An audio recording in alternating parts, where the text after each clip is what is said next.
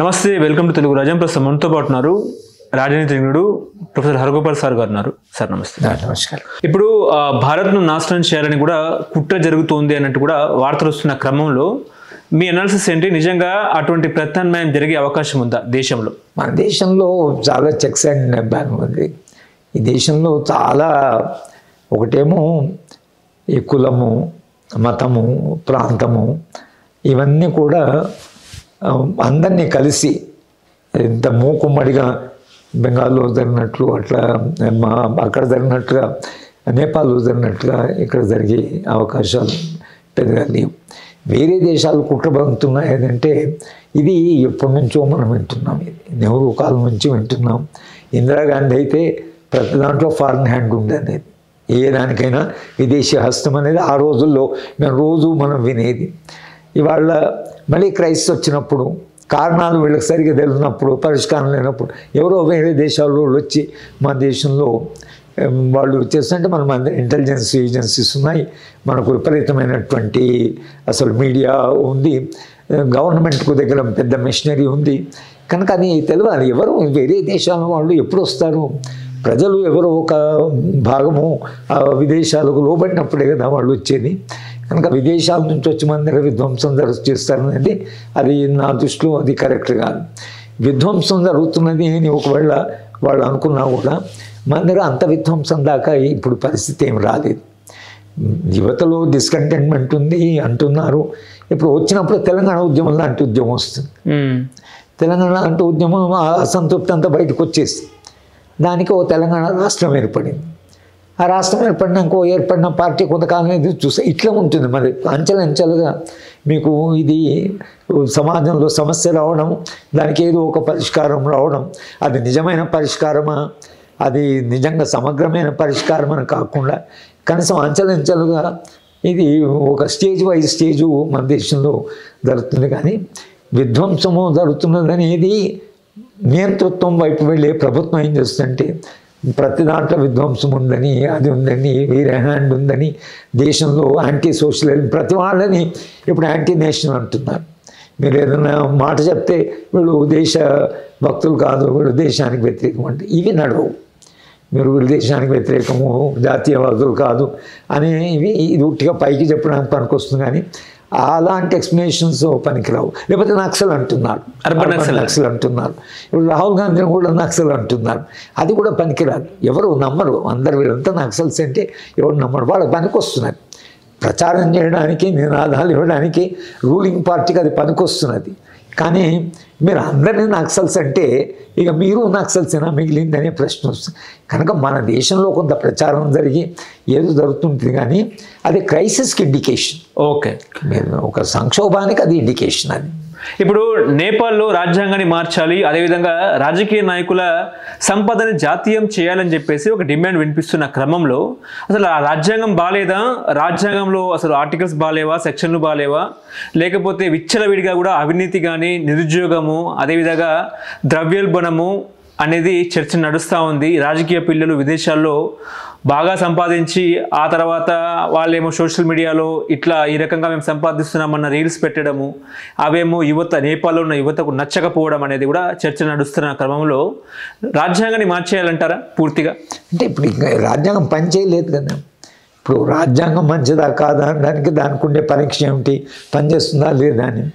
రాజ్యాంగం సరిగా పనిచేయలేదు అనుకోండి, రాజ్యాంగం ప్రకారం పాలకులు రాజ్యాంగం ఎందుకు ఉంటుందండి? రాజ్యాంగం యొక్క పర్పస్ ఏమిటి? రాజ్యాంగం యొక్క లక్ష్యం ఏమిటంటే అధికారము కేంద్రీకృతం కాకుండా ప్రతి సంస్థ స్వతంత్రంగా పనిచేసేలాగా. విశ్వవిద్యాలయాలు ఉన్నాయనుకోండి, విశ్వవిద్యాలయాలు ఒకవేళ అసంతృప్తి వస్తే విశ్వవిద్యాలయమే దానికి రెస్పాండ్ కావాలి. కానీ మీరు విశ్వవిద్యాలయాన్ని కంట్రోల్ చేశారనుకోండి, అది ఒకటి కంట్రోల్ అయిపోతుంది. మీరు ఒక రాజకీయ పార్టీ వెళ్ళి వచ్చేసి ఇంకోటి ఆ పార్ట్నర్ రావాలి. కానీ అవి జరగకుండా మీకు ఇది పరిస్థితి ఈ దశకు తెచ్చుకున్న తర్వాత మనకి ఇంకా దాంట్లో వేరే మార్గం మిగలదు. కనుక భారతదేశంలో కూడా క్రమక్రమంగా కొంత అసంతృప్తి పెరుగుతున్నది. ముఖ్యంగా మీకు ఈ అన్ఎంప్లాయ్మెంట్, నిరుద్యోగం అనేది ఏదైతుందో అది ఇవాళ యూత్ని పట్టి పీడిస్తుంది. ముఖ్యంగా చదువుకున్న యువత మన భవిష్యత్తు ఏమిటి, నేను ఎంఏ చదివాను, ఏమైనా ఉద్యోగం వస్తుందా?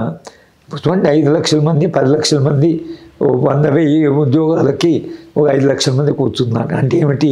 1000 మందికి ఉద్యోగం వస్తుంది కదా. కానీ 5 లక్షల మంది 4,90,000 మందికి రాదు, 1,000 మందికి వస్తుంది. ఆ ఫెయిల్ అయిన వాళ్ళ సంగతి ఏమిటి అని ఆ ప్రశ్న వస్తుంటుంది. కనుక 5 లక్షల మందికి ఉద్యోగాలు అంటే మేము పారిశ్రామిక విధానం ఎలా ఉంది, దాంట్లో ఉద్యోగాలు ఏమైనా వస్తాయా? మీరు పరిశ్రమలను ఆహ్వానిస్తున్నప్పుడు ఎంత పెట్టుబడిని ఆలోచిస్తారా, లేక ఎన్ని ఉద్యోగాలను ఆలోచిస్తారా? నేను ఈ ప్రభుత్వాన్ని కూడా నేను ఒక సలహా ఇచ్చాను. మీరు పెట్టుబడిని ఆహ్వానించేప్పుడు 1000 కోట్లు పెట్టి 1,00,000 ఉద్యోగాల, 1,00,000 కోట్లు పెట్టి 1000 ఉద్యోగాల? మీరు 1,00,000 కోట్లు వచ్చినాయి, తెలంగాణకి అంత ఇన్వెస్ట్మెంట్ వచ్చింది, లేదా భారతదేశంలో ఇంత ఇన్వెస్ట్మెంట్ వచ్చింది అన్నారు. ఇన్వెస్ట్మెంట్ వచ్చింది, సంపద పెరిగింది, ఉద్యోగాలు రాలేదు. నేపాల్లో కూడా జరిగింది. అసమానత ఎంత ఉందంటే వాళ్ళ జీవన విధానము, ఈ మినిస్టర్సు, ఈ సంపన్నుల జీవన విధానము అది ఎంత దాకా పోయిందంటే పేదవాడు, మధ్యతరగతి వాడు వాళ్ళని చూసి భగ్గుమనేటువంటి పరిస్థితి వచ్చింది. మనమే ఎంత కష్టపడుతుంటే ఇదేమిటి అసలు ఈ జీవన విధానం, ఈ డబ్బులు చేసుకుని ఇంత కోటీశ్వర్లు ఏంటి? మన దగ్గర కూడా ప్రతి 80% పార్లమెంట్ సభ్యులు, అసెంబ్లీ మెంబర్స్ అందరూ కోటీశ్వర్లు. కొందరికి 1,400 కోట్లు, 1,500 కోట్లు ఒక్కొక్కరి ఆస్తి, ఎవరి రాజకీయాల్లో ఉన్నటువంటి వాళ్ళ ఆస్తులు. ఇక మీ కార్పొరేట్ వాడు చేసుకున్న లాభాలు, దానికి అంతు లేదు, అది లేదు. కార్పొరేట్ వాడు చేసిందని ఏంటి, మొత్తం మీడియాను కొని పెట్టుకున్నాడు. పొద్దున్న నుంచి సాయంత్రం దాకా మీడియా ద్వారా మనుషులను, ఇది మీడియా ద్వారా పీపుల్ ఫెడప్, అందుకని సోషల్ మీడియా మీద ఆధారపడుతున్నారు. రెగ్యులర్ మీడియాలో మీరు ఓపెన్ చేసిన ఏం సమస్య, ప్రజల సమస్యలు లేవు. మీరు ఇక్కడ వాళ్ళ మీరు జాతీయ మీడియాలో ఎప్పుడైనా ఒక ఆదివాసీ కనిపించాడా, ఒక రైతు కనిపించాడా? పంజాబ్ రైతులు సమ్మె చేసినప్పుడు కనిపించారు, కానీ అది కూడా చాలా తక్కువ కవర్ చేశారు. కానీ ఒక రైతు సమస్య కానీ, ఒక ట్రైబల్ సమస్య కానీ, ఒక దళిత సమస్య కానీ, మహిళల సమస్యలు కానీ ఎక్కడైనా మీరు కనిపిస్తున్నారో? అసలు మీడియాలో ఏం చెప్తున్నారో, ఏం చర్చిస్తున్నారో, ఏం డిస్కషన్ జరుగుతుందో, ఏవేమో ఇష్యూస్ మీద జరుగుతుంది. కానీ పేదవాళ్ళు, గ్రామీణ ప్రాంతాల్లో ఉండే ప్రజలు అసలు మీడియాలో లేరు. కార్పొరేట్ వాళ్ళతో సంబంధం లేదు. వాళ్ళకు లాభాలు, ఎంత లాభాలు వస్తున్నాయి, సెన్సెక్స్ ఎంత, జీడిపి ఎంత పెరిగింది, ఇదే ఎంత ఇన్వెస్ట్మెంట్ ఎంత పెరిగింది, లాభాలు ఎంత వచ్చి, ఇదే చర్చ. కానీ మీకు ప్రజల సమస్యలు ఏమిటి, మంచినీటి సమస్య ఏమిటి, ఆరోగ్య సమస్య ఏంటి, తిండి దొరుకుతుందా లేదా అనేటువంటి సమస్యల మీద చర్చ జరగడమే లేదు అసలు. కనుక అట్లా మీడియాను కంట్రోల్ చేసిన కార్పొరేటు, తర్వాత అట్లా మీడియాను కంట్రోల్ చేస్తున్నటువంటి రాజకీయ పార్టీలు ఇక్కడ మొత్తంగా ఇటువంటి పరిస్థితిని మీరు కల్పించినప్పుడు మీరు అడిగిన సమస్య ఏదైతుందో దీంట్లోంచి పరిష్కార మార్గం రావడం చాలా కష్టం. సంపద పెరిగినప్పుడు, అందుకని ఇంగ్లీష్లో ఒక సామెత ఉంది, poverty anywhere is the threat to the prosperity everywhere.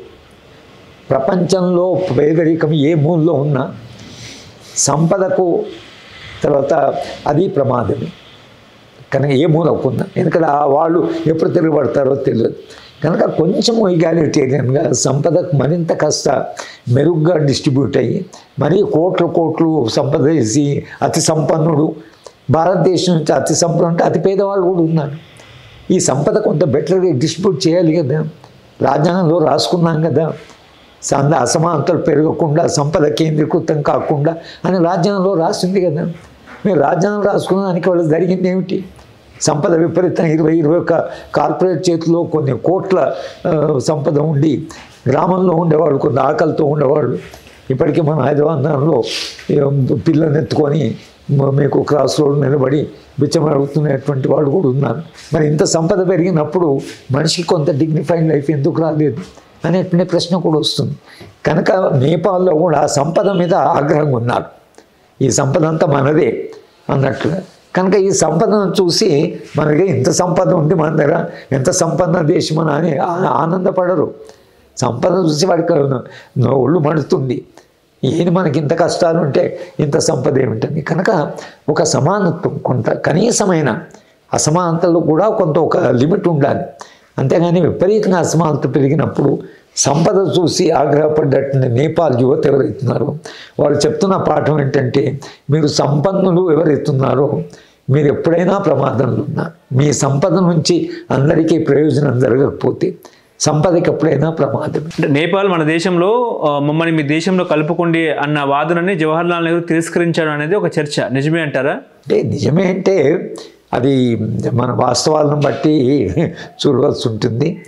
కానీ నేపాలీస్ ఎంతమంది మన దేశానికి మైగ్రేట్ అయ్యారు, ఇప్పటికీ వాళ్ళు 20% రెమిటెన్సెస్ మీదనే, వీళ్ళందరూ పంపించిన సంపద మీద వాళ్ళు నేపాల్లో వాళ్ళ ఆదాయం చూస్తే 25% బయట నుంచి బయట వెళ్ళి పనిచేస్తున్న వాళ్ళు పంపించినటువంటి రెమిటెన్స్. అట్లా దేశాన్ని మనం ఎట్లా బయట నుంచి వచ్చేది, మీ దేశ సంపద ఏమైంది, మీ దేశం ఎట్లా అభివృద్ధి చెందుతున్నది, అభివృద్ధి చెందాలంటే ఫలితాలు ఎక్కడ, ఆ ఫలాలు ఏవైతుందో అవి అందిందా లేదా, అదే కదా అంతిమంగా పరిష్కార మార్గం. హలో, తెలుగు రాజ్యం ఛానల్ చూస్తున్నారా? సామాజిక రాజకీయ జీవన చిత్రణే తెలుగు రాజ్యం. అతిశయోక్తులు అసత్యాలు ఉండవు. రాజకీయ కోణం కాదు, ప్రజా కోణమే కొలబద్ద.